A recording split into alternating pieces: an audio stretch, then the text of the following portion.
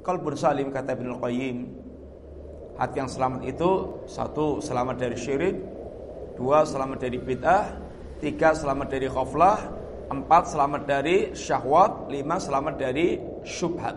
Ini qalbun salim. Selamat dari syirik.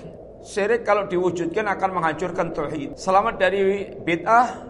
Bid'ah kalau dilakukan akan menghancurkan sunnah. Bid'ah kalau dilakukan dia akan merusak atau akan menghancurkan sunnah. Selamat dari ghaflah, dari kelalaian, sehingga menghilangkan sifat zikir kepada Allah Ta'ala. Selamat dari syahwat.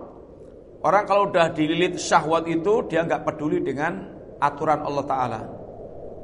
Orang umpamanya punya ambisi ngimpi dadi wong sugih, ambisi harta, maka dia tidak peduli walaupun gelarnya LC, lulusan Madinah, lulusan Mesir, lulusan ini Timur Tengah.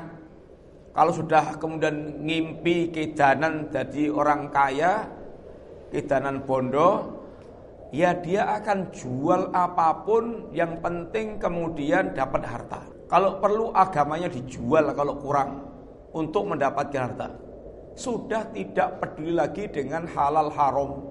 Ini kalau orang sudah kelilit, ya ini syahwat. Yang kelima, selamat dari syubhat. Selamat dari syubhat, kerancuan. Orang kalau kena syubhat itu beliru, jadi samar, gak lagi bisa melihat perkara dengan jelas, racetok.